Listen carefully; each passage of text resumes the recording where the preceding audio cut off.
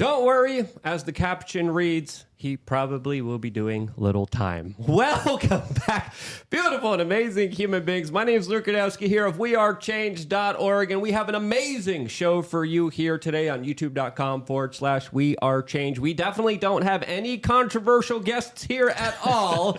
We definitely don't have any people in the house here that have been banned or censored anywhere, as of course we will be going live for the next 2 hours discussing all the latest news, as there are some crazy twists and developments surrounding X and Twitter, especially when it comes to a Missouri Attorney General that might be getting involved here, specifically when it comes to media matters. We're going to be talking about that. We're going to be talking about larger ideologies. We're going to be talking about the conflict that is happening, of course, inside of the Middle East. And you guys could participate in that conversation by, of course, signing up to LukeUnfiltered.com. And then by doing so, you guys get access to a special chat that I pay attention to during the show. And then during the Rumble portion of the show, you guys will be able to call in and ask us or the guest any questions you want.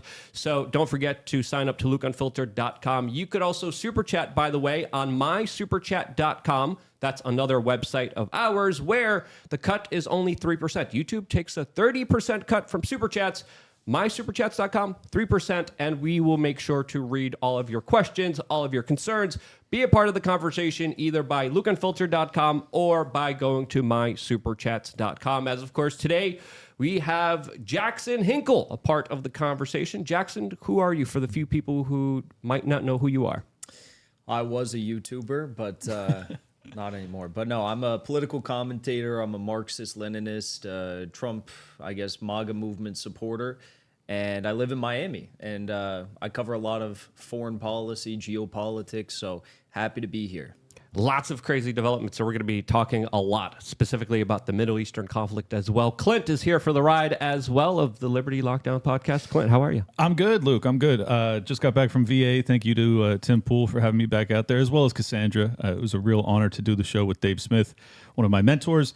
I am the host of Liberty Lockdown. I am the co-host of Tower Gang, and I am the co-host also of this fine program, thebestpoliticalshow.com. If you guys want to subscribe on Rumble or YouTube, please do. It's good that you remembered the .com. You didn't remember on Timcast. I did on Friday. You were like, the best political show. And I'm like, .com. and then you let that potato man walk all over you. I expected better. Anyway, we'll get into it later. Stephanie is also here for the ride. Hello, everyone. I am Steph of We Are Change. I am the professional button pusher. Excited to be pushing buttons today. Awesome. Well, let's just get right into it. As of course, there's a lot of drama, a lot of controversy surrounding Twitter as major multinational corporations, including Apple, Comcast, Disney, the European Commission, IBM, Lionsgate, Paramount, Warner Brother, all have suspended advertisement on X. Why?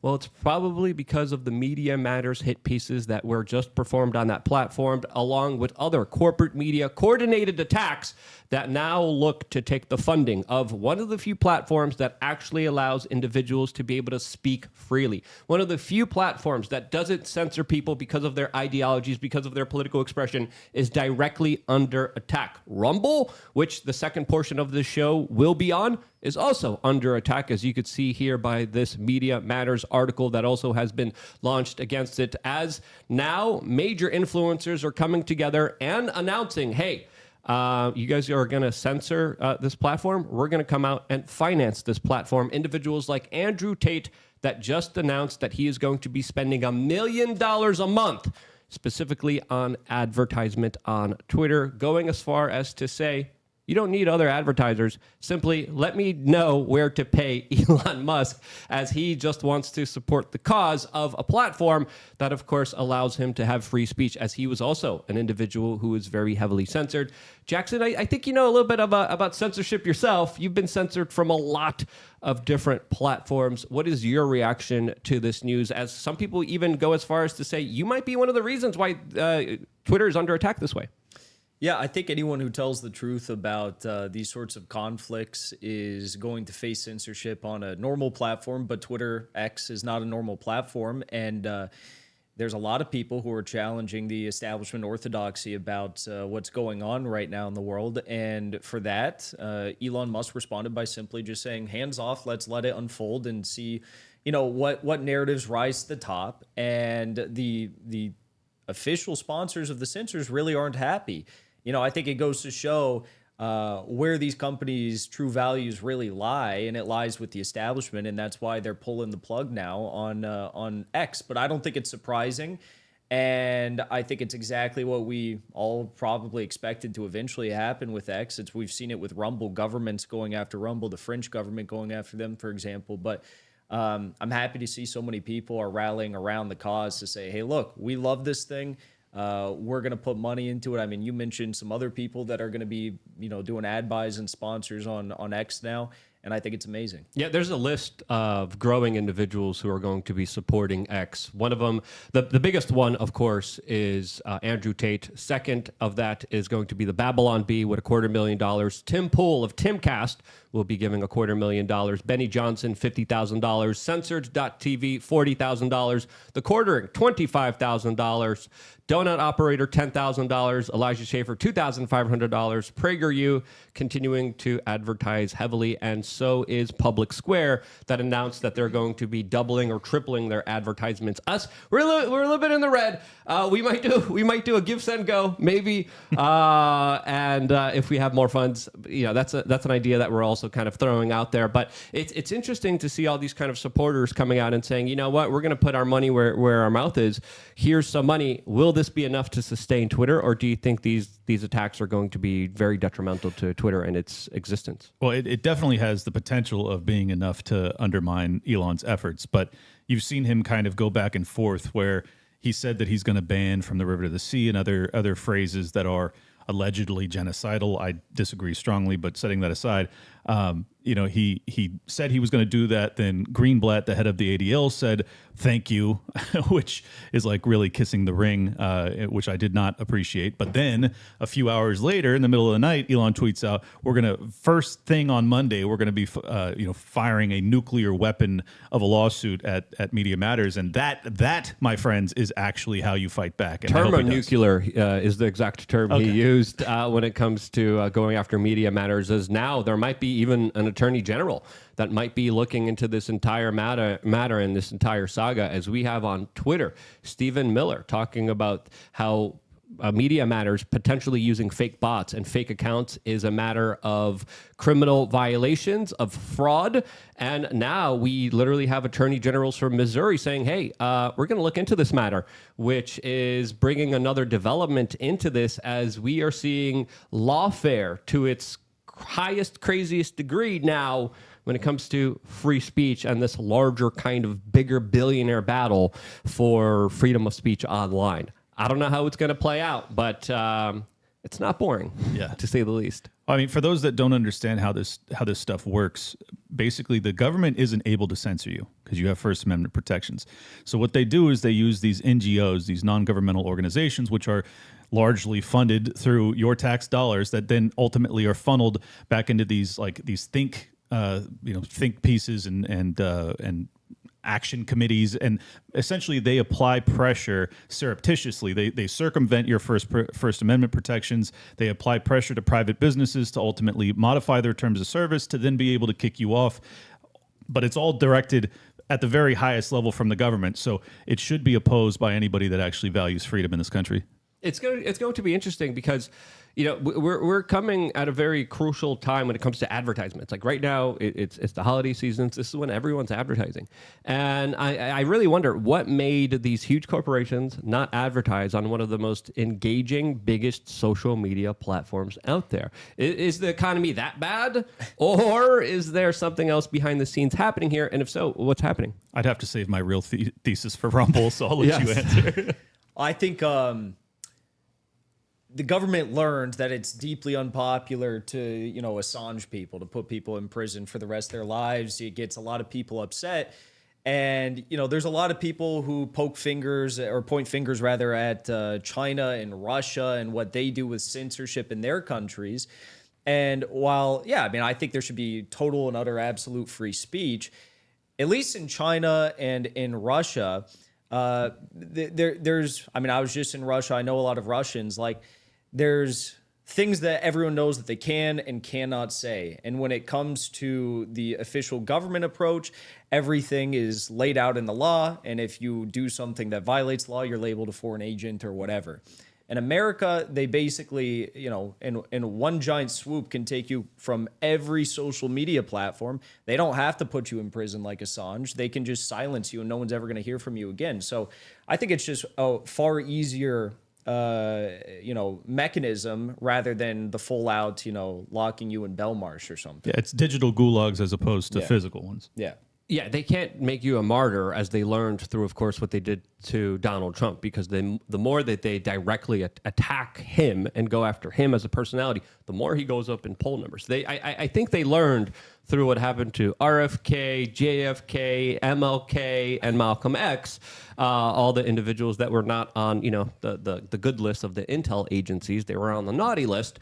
I think the intelligence agencies learned that those ideas can't be stopped when it comes to individuals. So now we're having this kind of new way of compromising individuals, getting dirt on them, releasing information that makes them look bad, but more importantly, bringing them to court and taking away their resources and finances so they could just bleed them dry. We saw that with Alex Jones more specifically, as of course just a couple days ago he was talking about how his entire operation is in bankruptcy and how he might go out of business very soon because of the legal lawfare that has been committed against him.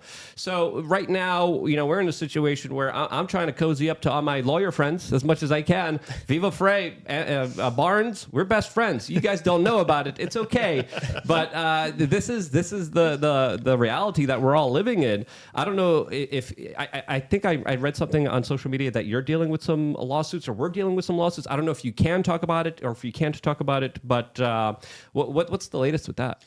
Well, we'll tell the full story on Rumble, but Got it. Basically, the short story, the YouTube story is the Israeli media outlet Haaretz threatened me with a lawsuit, but we'll get into the details later. Got it. Jack Posobiec has a very interesting perspective on this entire boycott of Twitter and X. And the person that he's pointing the finger at is directly the president of China, Xi Jinping. As of course, he is saying that it might not be a coincidence that these larger censorship efforts are coming after some of the largest same heads of these multinational corporate states, as well as BlackRock, just met and sat with Xi Jinping at a big meeting in San Francisco. He's saying that this is the meeting that took place, that they organized this hit on Elon Musk, and now they're carrying it out.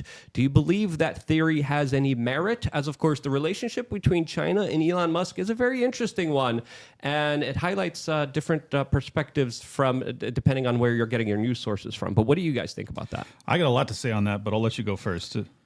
Well, Jack Posobiec is, an admitted former federal agent that did a lot of anti-China work, and so I don't really take anything that guy says seriously, but especially about China. But when it comes to China, I mean, if everyone knows what we're not going to get into it on YouTube, but everyone knows what's being censored right now in the world and why it's being censored, and it's a huge story.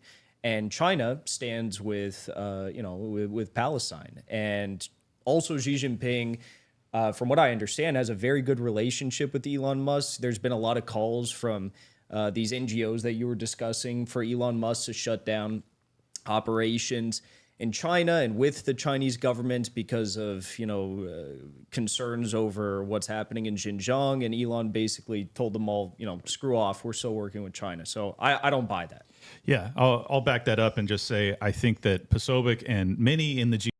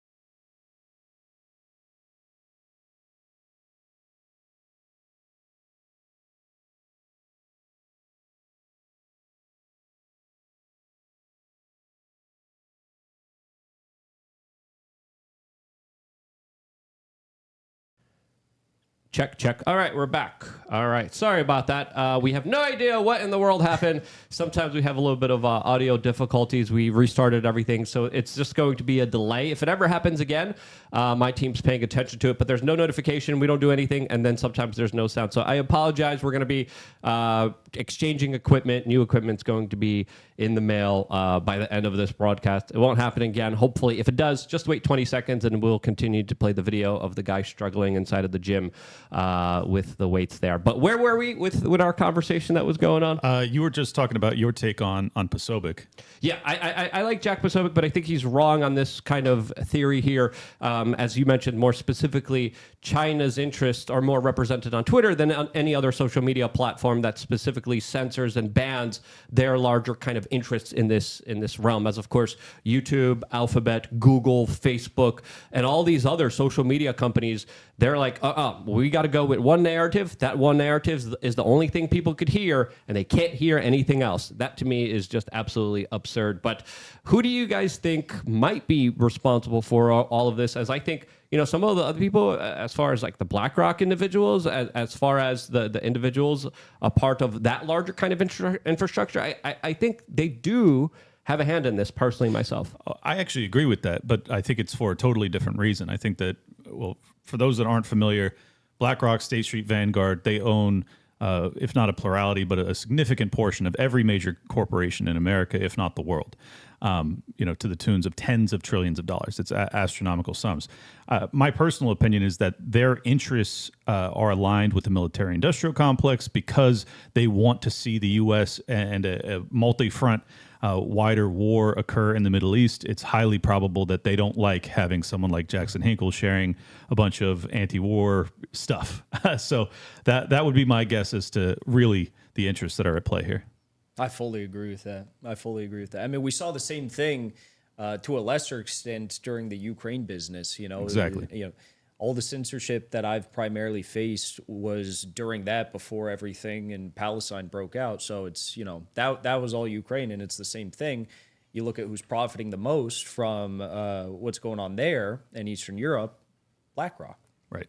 Because they had the contracts to rebuild Ukraine. Well, they're going to have a lot to rebuild now because of this needless war. So, and they have the contracts along with Goldman Sachs as well as all these other larger power brokers. But it's not advantageous for these companies to say, we're not going to advertise on one of the biggest platforms out there. We're not going to be a part of the larger conversations. We're not going to reach a demographic of people who constantly, no matter where they are checking their Twitter. That is a huge loss for them. So for me, it's always been a perspective of calling out the larger government interests, because if you look at the intel agencies, if you look at the federal government, if you look at the Pentagon, they all have their tentacles in social media, and they have from the very beginning, especially when it came to In-Q-Tel, especially when it came to their funding, and especially when it came to their start. And I think they have always been an asset of the state. So who's responsible for this larger coordinated attack against Elon Musk?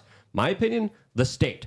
Absolutely, because they did it before. They were trying to control the narrative when it came to almost every aspect of almost every conflict that they pushed. They always made sure that the pro-war, neoconservative, military-industrial complex point of view always got across. Anti-war voices? Never. They always shut those down. You look at the corporate media. You watch MSNBC. You watch CNN. Overwhelmingly, 98% of the time, according to some studies, there are pro-war messages on that program, rather than messages of peace, of détente, of negotiations, of people calling for ceasefires. Those voices aren't heard on the corporate media. They are heard on social media, on Rumble and Twitter, but nowhere really else. As of course, the narrative is more important for them to protect more than anything else. And again, it's just so absurd that these central controllers, these control freaks, they're so insecure. They want to control the narratives where they want you to stop even just describing and debating ideas. There were some people that came to us and they're like, "Why are you having Jackson on?" I mean, why the hell not? We should talk to everyone, even if we disagree with them, because that's the way to get to the truth. If you're trying to hide the truth from the general public, you lie, you censor. You're not on the good side of history once you stop people being able to express themselves freely. The First Amendment, freedom of speech, I think is absolutely crucial here.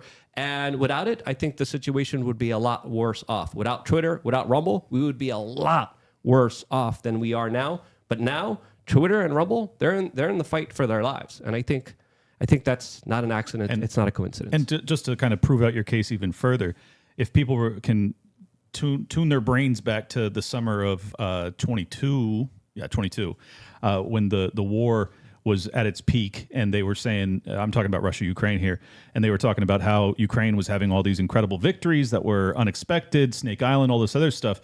Well, most of the other social media sites, there was still sort of censorship protocols, a lot of fears about what you were allowed to say.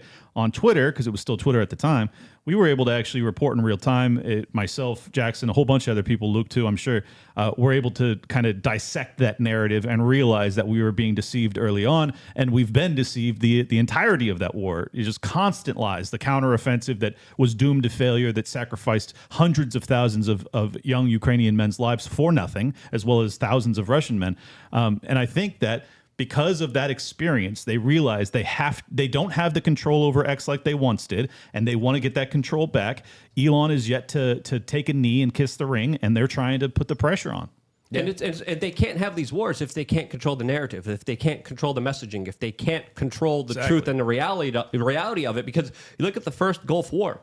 Babies in incubators. You look at Vietnam, the Gulf of Tonkin incident. We could go all the way back to Pearl Harbor. We could go to the Lusitania. We could go back. Keep going. All right. There's also one event, 2001. We can't even talk about here on this particular platform. There's also, the weapons of mass destruction. There's also, the really bad guy in Libya, the bad guy in Syria, the bad guy in Afghanistan, the bad guy in Iraq, the bad guys in Iran now. It's just so ridiculous to be in a place and position where it's like, hey, you shouldn't take other people's lives. You shouldn't bomb and destroy other people halfway around the world because they allegedly hate you for your freedom. That's why they need control of the narrative, because without it, they lose everything. And their positions of power are extremely vulnerable, and they know it. They know it very much, because they wouldn't be going this desperately out of their way if it didn't work. And keep in mind, too, it's not as if Elon's picking a side here. He has allowed the body cam footage from the Hamas fighters to be shown, which obviously bolsters the campaign for Israel's defense. But he has also allowed the footage of children by the thousands being pulled from the rubble in Gaza. So he's not picking a side. He's letting you see the horrors of war. And that alone, even though he's not picking a side, mind you, that alone is enough to get the heat turned up on him. These people want endless war. I am 100% convinced of that. All of their financial interests are aligned with it, as well as all of their geopolitical goals, which are, we could get into later, but it's a lot. Yeah. I don't know from your experiences. I know you, Jackson, originally started like a Bernie supporter.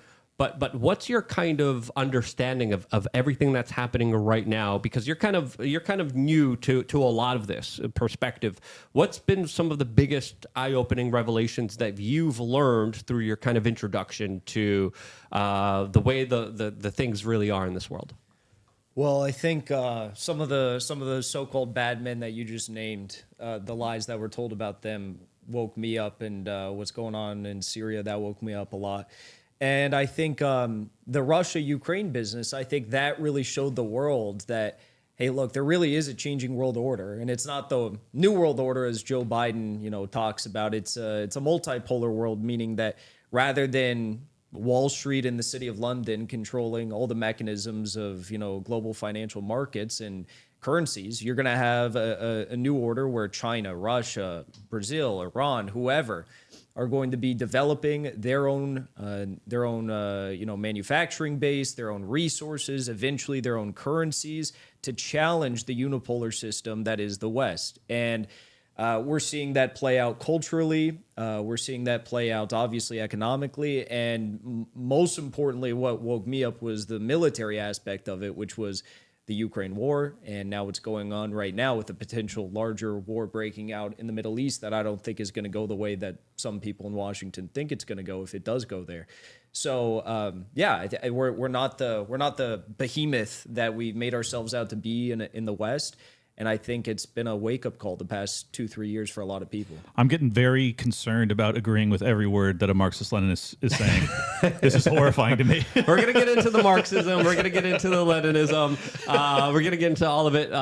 And I specifically want to talk about that with a larger kind of geopolitical perspective on China and Russia, which I think we might agree on some things, we might disagree on some things. But I want to read some super chats before we do that. We got one by Raybert G. Stanbert Jr., great name, by the way, who says, "You leave Potato Man out of this, damn it. No, never. Potato Man," put the camera on me, Stephanie. "Potato Man, bad man, deserves to be stopped immediately. And I will do nothing to stop myself from stopping him from hurting all of you wonderful, beautiful people." We got another super chat. And then I'm still disappointed at Clint for letting that Potato Man just walk all over him. You were the mashed potatoes. He made mashed potatoes out of ridiculous. you. And I'm disappointed in Seamus you, was Clint. so disappointed. He couldn't get a word in edgewise. He even said so. Dave and I totally monopolized that along with Tim. Anyways, I rode to the airport with Seamus, and Seamus, the entire time we just talked about how much we both love Luke, and now we get here, and now Luke just wants to hate on the Potato Man. Lies. And it's really messed up. Lies, disinformation, propaganda. Let's get into some of the other super chats here. We got another one by Alan Tenise.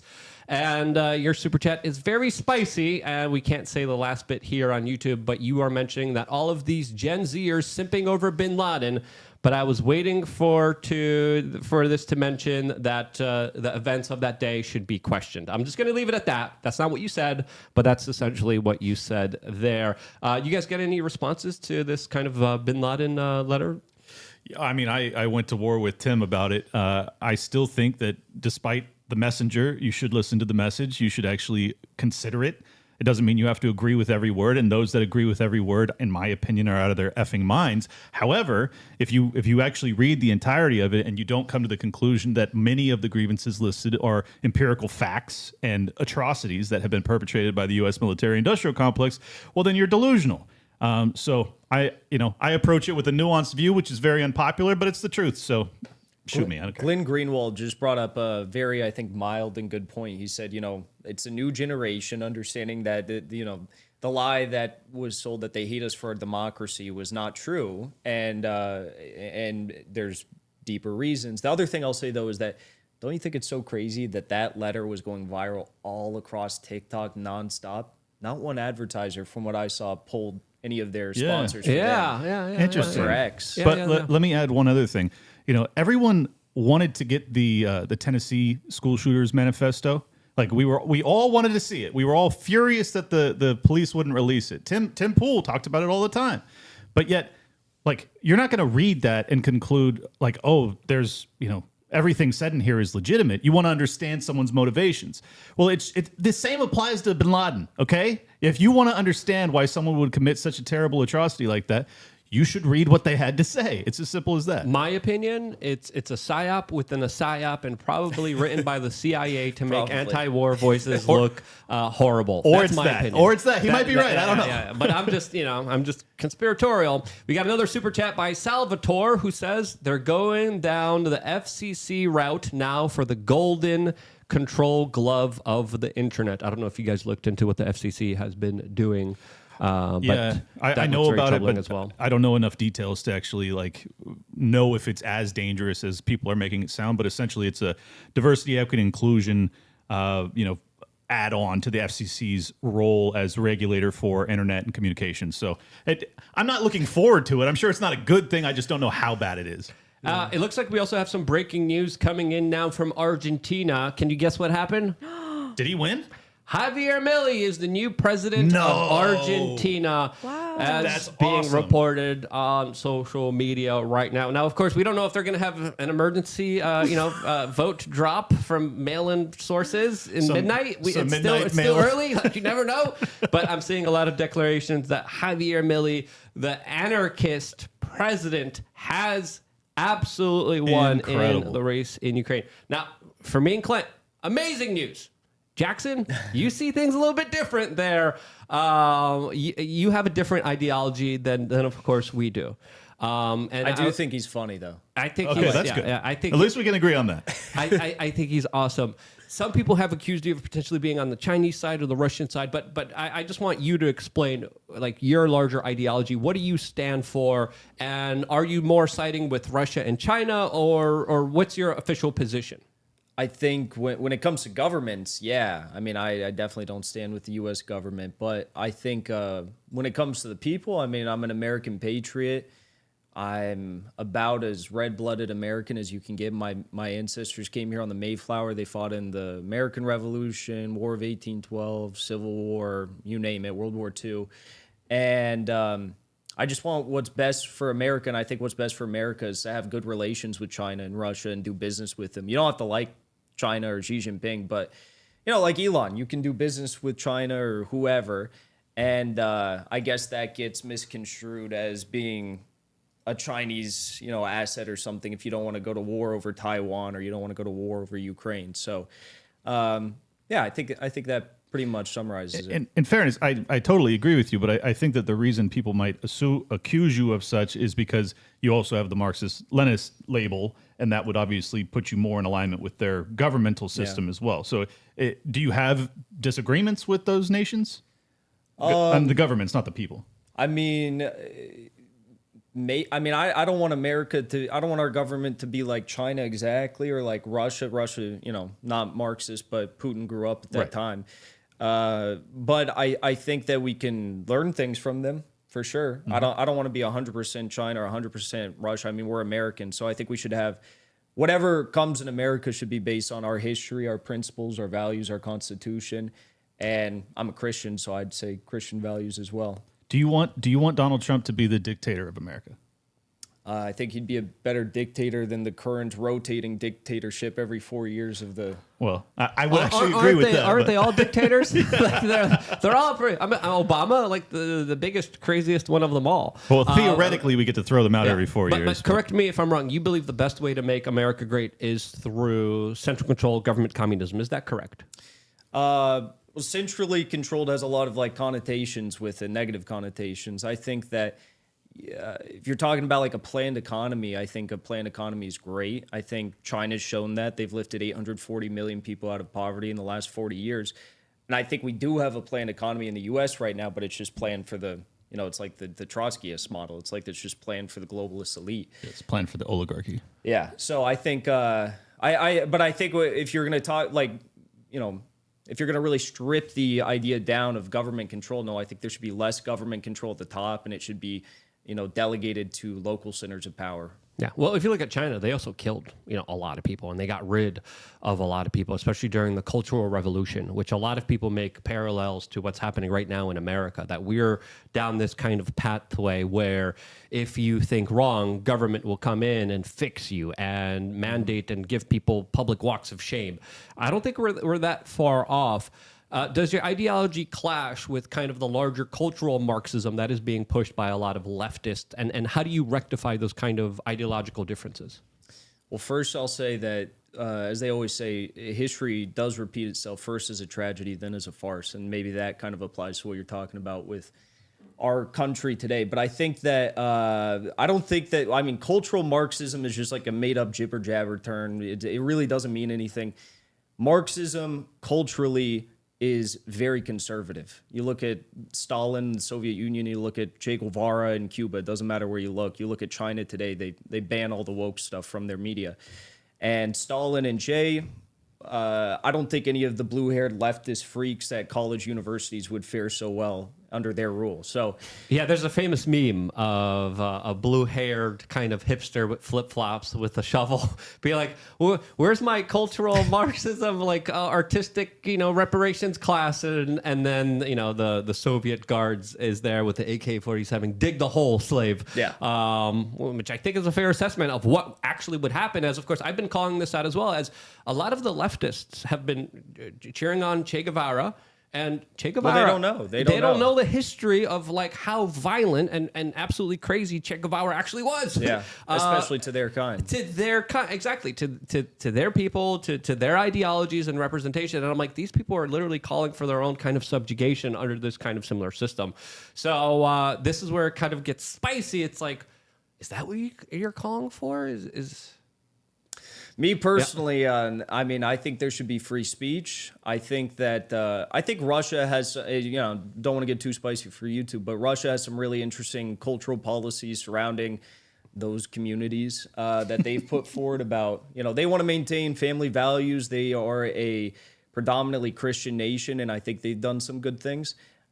China as well, but it's not a Christian nation, but they've done good things centered around, trying to keep that out. But I think that, I mean, do I want that? I mean, we live in a different time. We live in a different country, and you have to respect the Constitution and whatever. So I think that reigns supreme. Interesting. No, I'm just trying to wrap my head around this idea, because we've agreed on so much, and yet, obviously I'm an anarcho-capitalist, and I believe that the free market provides in a far better fashion than centrally planned economic models. I'm curious what makes you think that, given from where we're coming from with the American kind of technocratic elite and the really what is a planned economy, as you described earlier, it only benefits the elites and the globalist interests.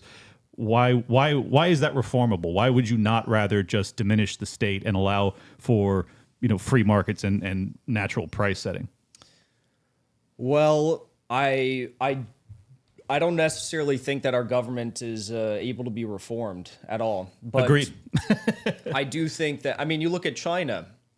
China, for example, is a country that went through great shifts in a very short amount of time. They're a proud people, proud nation, and they've been able to lift themselves up. And Russia did, when they transferred into the Soviet Union, they were living in like feudal society, terrible conditions. And it's not what it is today, but it got better, under the Soviet Union. They advanced like 100 years within just several decades. So I think that in America, the way I see it is I just don't understand why we as Americans should allow our land, our oil, our gas, our nuclear, our resources, everything like that to be owned by Jeff Bezos and Bill Gates. And I don't understand why we allow our government to outsource all of our manufacturing as well. I think that we need to rapidly, orient our economy in the good of the public, which we don't have right now, and we need to rapidly increase manufacturing and production in our country. Okay. I think those two things are basically it. Well, I don't disagree that it would be nice if we could, bring more domestic manufacturing. I think that the issue is that we now are in a globalized economy thanks to new technologies that didn't exist in the past. Shipping and the internet obviously has made it so that I don't think that you can put that genie back in the bottle. I think you're going to be in a globalized economy, and if you try and take kind of a protectionist stance, you will ultimately end up getting your lunch eaten by some other nations that opt not to. So I think that's a dead end. My solution, as you would probably guess, would be to end the Federal Reserve, get back to sound money, allow for the inflationary pressures to stop so that the American people can once again be a competitive labor force on the global scale. We don't have that because of all of the people we've described today, the people that are the most evil are the ones that actually control not just the interest rate, but the quantity of fiat currency that's circulating through the system. Those are the real people that control your lives, and no one even knows their names. We never talk about them, but that's really the problem. Yeah. If I could address some of the criticism here, specifically when it comes to countries like China. China wouldn't be anywhere if it wasn't for David Rockefeller and Henry Kissinger going to China, specifically in the 70s, and saying, hey, you're our puppets now. You're going to do our bidding. And China's like, it's easy. And they did it. They did. Let's just be real here. They did it. They implemented a one-child policy. They wrecked their local population to where China is still significantly dealing with major problems, especially when it comes to their replacement levels, which are very low. They are instituting a lot of very interesting policies, but also it's very hard to believe what's happening in China right now because there's a lot of disinformation. There's a lot of propaganda. Oh, sorry there. And there's the state who essentially is always propping themselves up saying, government good, we did good, people are good.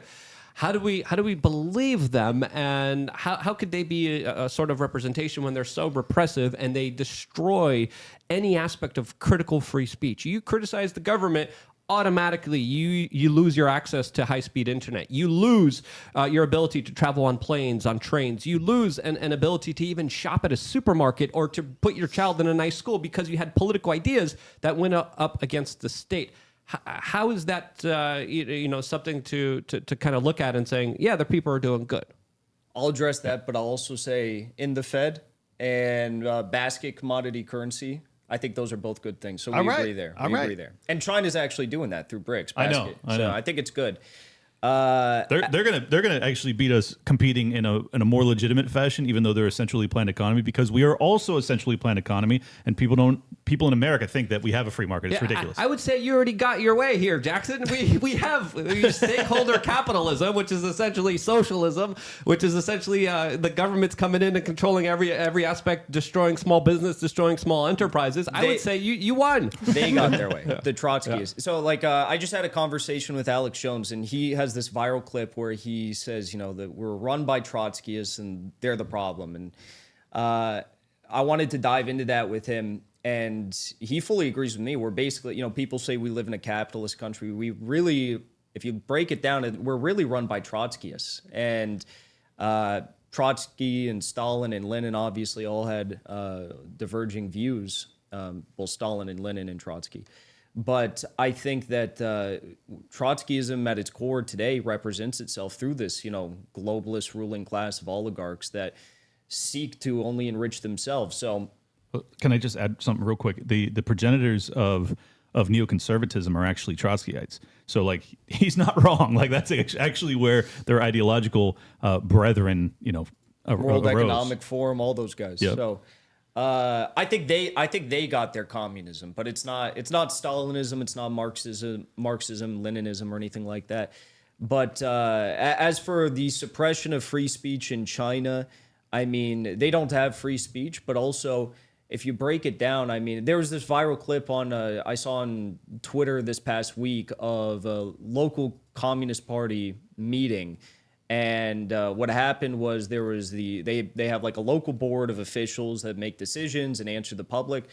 And there was about 30 people in the room, and they all turned on the board, started yelling at them. And I was like, if that can happen in China, and the board member was eventually removed for whatever discrepancy they had on the issue at hand. But I'm like, that can happen in China, but in the US, you could have 68% of Americans that all oppose the official policy regarding Israel. Nothing changes. You can't get 68% of Americans to agree on much of anything.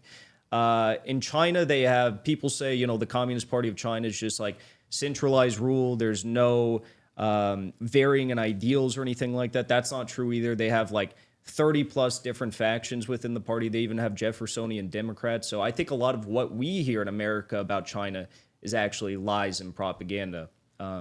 I don't disagree with that. No, there's a lot of fake news out there, and there's a lot of warmongers that try to make China out as a bigger threat. But I think for me, the way that I see China is kind of this kind of globalist playground. You see Bill Gates go over there. You see a lot of our billionaires go over there. You see BlackRock participating a lot with their economy as well. And their participation is concerning because for me, from what I see, there's more of a bigger relationship there between the internationalists, between the globalists, than a lot of people led on to. I mean, Bill Gates is literally going over to China and building small nuclear reactors. What? Like, he's not doing that here in America. He's doing that for China. Eco Health Alliance, Peter Daszak, they all went over to China to work on some, again, we're here on YouTube. We can't talk about this stuff, but they worked on some very interesting, pathogens. I'll just leave it at that. They happen to be airborne. You may have heard of them. Yeah. Through pangolins and bats. What markets? Yeah. So I see China as a larger kind of experimentation playground for a lot of these kind of globalists, where they also get to have their way, just like they are with the American politicians that they buy off, or they go to those private islands, or they do some really horrible things at the Bohemian Grove. Those people are compromised there, but the top ruling class is able to do what they want with America. And I think they're able to do what they want with China as well, as there's a lot of relations there that I think kind of contradicts maybe what you might be calling for. I would say that I think that these business leaders, tycoons, whatever, oligarchs, whatever we call them, they go to China, they try to do business with China because China's got a population 3 to 4 times the size of ours. China is an economy that within several decades probably is going to surpass the United States'. In terms of purchasing power parity, it's already surpassed the United States by a great leap. And I think that the difference is in America, those oligarchs control all of our resources, and I think that's appalling. In China, it's more split. I mean, you have far more not just collective ownership, because collective ownership isn't Marxism, Leninism necessarily, but you have a greater share of the pot of meat and potatoes resources that are shared amongst the public and in the public hands, and that answer to public needs than we have here. So I think they just go there to do business with them. China does business with whoever, maybe sometimes to their detriment, but they just want to do business. Yeah. And I think that's good. I think that's largely true. The one issue I would have with that description is that, well, they may be providing more to their people. It's also because they have a lot more poor people than we do in America.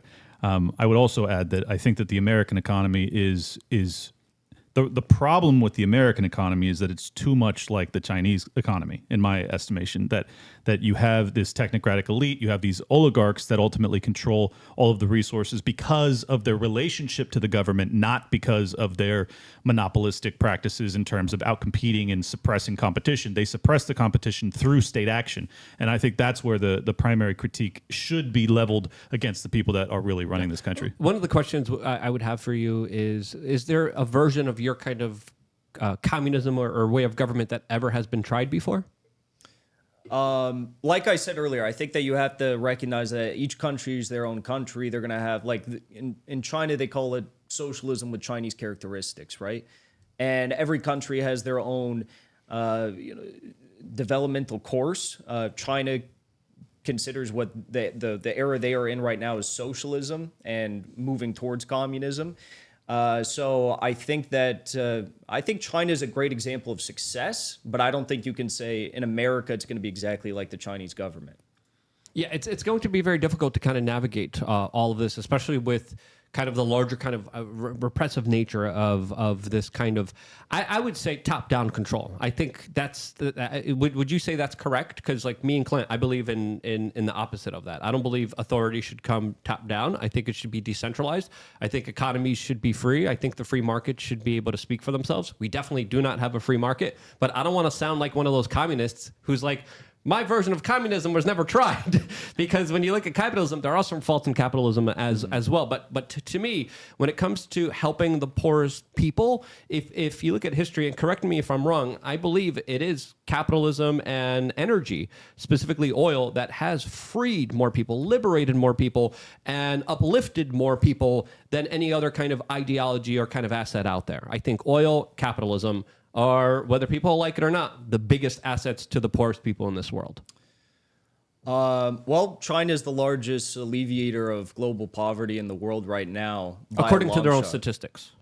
No, there's like international groups that, like the United Nations, the IMF recognizes that as well. They also have the largest population, so if they were to succeed, that would be the case. Yeah, but I mean, in terms but they are only successful because of America's participation and involvement in their economy, I would say. I guess you could make the argument, if you consider involvement the exporting of American manufacturing to China. But which David Rockefeller did with Henry Kissinger. And this is the deal that they made. Like, hey, China, you take all of our factory jobs, you do whatever, have some slave labor, we don't care, we're not going to do anything, import all the cheap products here. And you buy our treasuries. And they have. And they're selling them off now. Now they're screwing the dollar. And I think anyone who says that China is a puppet of the U.S., I think is sorely mistaken, and history will be the ultimate judge. But China doesn't answer to the United States. And I mean, if they want to bring in manufacturing, I think that's good for them. I wish we kept it. But I mean, they took the opportunity and they did it. And now, their economy's moving forward, and a lot of those exploitative companies that were doing like the slave labor, like Foxconn, they're moving to other countries. Taiwanese company, now it's moving to Indonesia, a lot of its factories. But I think that China is, the standard of living in America is going down. So you could say China's got the largest population, or one of the largest populations. But America has a huge population too. Our standard of living is going down. Life expectancy is going down. Chinese cities look beautiful. They look like it's like Blade Runner, but all perfect and stuff. It's incredible. So I think that I don't know what the question was, but I think they've done a good job. Well, I think that the argument I would make on this is that the reason that China has lifted so many of their poor out of poverty is largely because they liberalized their market. They opened it up to outside trade. They came away from kind of this totalitarian approach that ultimately had a lot of people starve underneath it. And now it's interesting that they say they're in the socialist phase, because I think that's like they're actually pulling away from communism back towards socialism, back towards kind of a liberal, I don't know if it's democracy, but some quasi open market. And I think that's really what's benefited them. I'm personally, an all in, totally open market and minimal, if any, government at all. And I think because they've headed that direction, that's what's lifted people out of poverty, as opposed to the centralized aspect of their economy doing so. China's journey to where they are now has been very turbulent, especially when it came to their kind of central controlling of farms and farmlands that led to a lot of famine. Was that price worth it? Well, first of all, just say that I think there's a lot of misconceptions about, like, the turbulency, who caused it, what's actually responsible. I mean, people point to the same thing in like the Soviet Union with, I mean, we're on YouTube, we can't talk about it. But we're going to be 8 minutes. We're going over to Rumble. So we can save the question for later too, if that's okay. Okay. So getting back to your last point then, you brought up oil and capitalism. I think I addressed the China's largest alleviator of global poverty right now, but also oil. Like I said, I mean, I'm not a crazy blue-haired lefty. I think oil has been an alleviator of poverty. It's a cheap resource. It's easy to get. I don't think it's a fossil fuel, as they say. I think that's a sham. But I think nuclear is the next thing, and I think it doesn't really go against the orthodoxies of Marxism, Leninism to invest in that and share their resources with the people. I think the problem is in America, all these resources are controlled by a select few, and they don't really benefit the people. So, I mean, just look right now. We're starting all these wars and wherever because Joe Biden doesn't want to build the Keystone XL pipeline. Yeah. One last question before we go over to Rumble, and that is, what would you say to people like me and a lot of the Cubans here that kind of lived through communism, their families went through communism, their lives were ruined by it? What would be your sales pitch? Because automatically communism, I think the destruction of local populations, I think the destructions of civil liberties, of personal freedoms, of the First Amendment, and repression. Like my family members have been imprisoned, tortured by the state in Poland. Where are you from? I was born and raised in Poland. I was still a very young baby during the official kind of Soviet bloc times, but the stories that my family has are absolutely just crazy and mind-boggling, especially stories of my uncle, who is specifically tortured for not having his documents ready for the state. Meanwhile, he was one of the more favorable individuals of the state. So, so what would you say to individuals who are automatically kind of apprehensive to these larger ideas and see them as repressive, anti-human ideas? Well, I will say regarding Poland that I think it's an interesting. It's a really interesting country because it's like it's the main Soviet bloc state that the living conditions got substantially better almost immediately once they left, and have gotten far better moving forward. And I think that's because Poland is basically, I mean, it didn't have much in terms of resource wealth, and now it's just become like if you take like the age-old adage of the welfare queen. It's become the welfare queen of the EU. I mean, like, without the EU dumping, Germany generating all these profits, and then they're dumping all these EU slush funds into Poland each and every year. I mean, I don't think Poland would be that good right now. So I think the notion that capitalism brought Poland prosperity is kind of a lie. But I think that, the repression, I think that that's obviously not good. I think we could get into the details about why stuff like that happened. I'm an Orthodox Christian, so I have an interesting perspective on it all. People criticize me for being a communist as an Orthodox Christian. But the last thing I'll say before we go to Rumble is that when you look at countries today like Russia and China, they have a lot of censorship, but a lot of that censorship is done in an effort to maintain their social integrity and make sure that these three-letter agencies like the CIA and their subsidiaries like the National Endowment for Democracy don't come in and foment regime change operations and coups and color revolutions and stuff that we've seen in other countries. So I think that you have to protect your country, and there's a healthy level of censorship with regard to that if you're not the U.S. right now.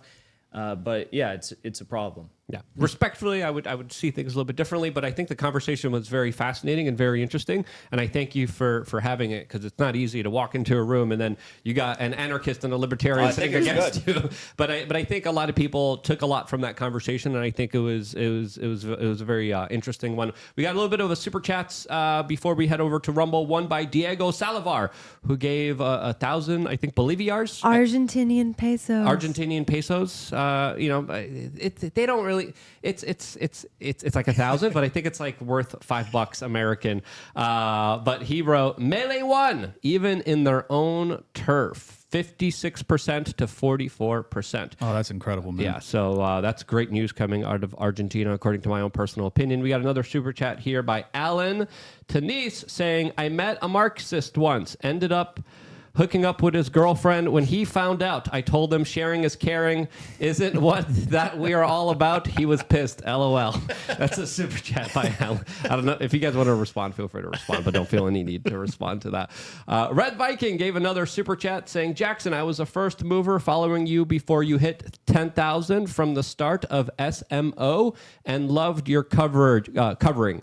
But I don't agree with you on Israel. Okay, we'll talk about Israel and the Middle East on Rumble. Jasper Rose says, when is Hinkle going to come clean about his lies, about the hospital? We'll get into all that other stuff on Rumble. Bloody Mary, from the river to the emoji that we can't say here, Palestine will be free. This is a super chat that we got from Blood Mary. Thank you all for your super chats. Thank you all for your support. Now head over to rumble.com. You don't even have to find us. You just go to the front page. We are on the front page right now next to my two best friends, Viva Frey and Barnes, who are live with us as well. Just go to rumble.com and click here. We are on the front page, second recommended to everyone, and it's more imperative. Not a lot of you people do this. I don't know why you still want to be on Alphabet, Google-controlled social media. We have so many different conversations, so many different spicy things that I've been biting my tongue on. There's so many things that we could get into specifically that are awesome and incredible and so important for the general public to find out. But we can't discuss it here on YouTube, which is crazy. It's mind-boggling and pisses me off. But let's get the Kyles, let's get the Karens, let's get the normies, let's get the NPCs. Let's head over. Come on, guys. It's easy. It's quick. Rumble.com. That's all you got to do. You don't even have to look for us. You don't have to search for us. Rumble.com. Go there. And because you do, we're going to have a really awesome continuation of this conversation. Before we leave YouTube, Jackson, where can people find you? You can find me on Rumble as well, The Dive with Jackson Hinkle, or on X at Jackson Hinkle. Clint? Liberty Lockdown over on YouTube or Rumble, and Tower Gang is on Wednesdays. We delete all the episodes off YouTube because they're totally insane, and we put them all over on Rumble. So you should probably subscribe